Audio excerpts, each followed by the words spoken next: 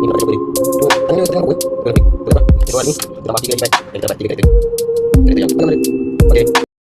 Hai, Assalamualaikum. Welcome to AN Chiu Channel. Okay, hari ni aku nak unboxing lagi 3 blind pack untuk One Piece punya Lego.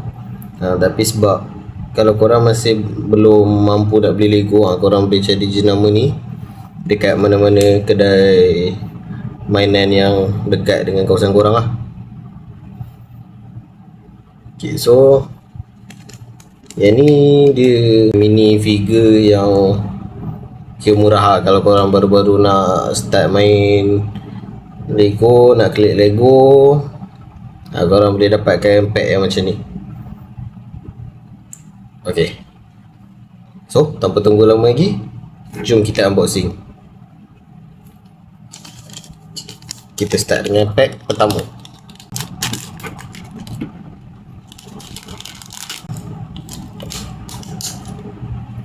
Ok, kita dapat watak yang sebenarnya aku tak berapa nak suka watak ni, tapi tak apa.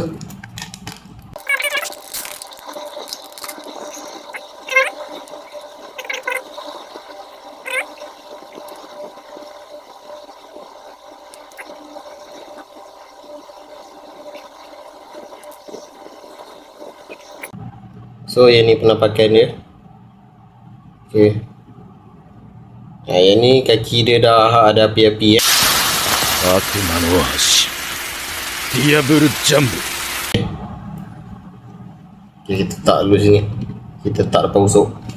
Okay, kita pakai yang kedua. Okay, pack ni kita akan dapat, kita dapat Ace weh. Ace.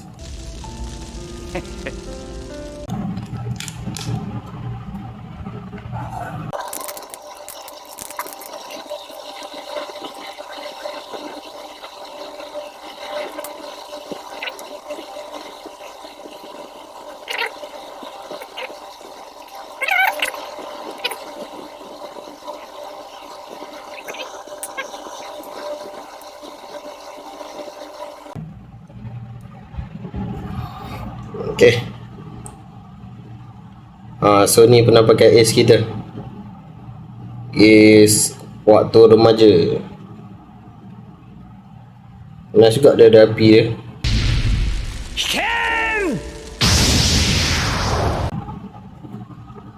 Okay, kita letak sini. Okay, pack ketiga. Chopper. Dapat kru paling comel, Chopper. Kawaii.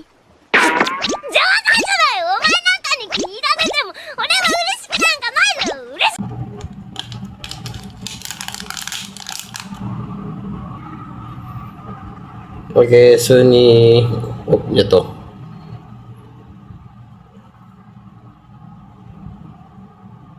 Okay, ni penampakan Chopper dia. Cuma tangan dia sepatutnya warna koko kan, tapi warna kuning. Tapi tak apa lah. Okay, so hari ni kita tambah 3 lagi pack dan kita dapat 3 karakter. Karakter yang agak menarik. Okay, thank you for watching. Jangan lupa like, comment and subscribe. Okay, jumpa lagi.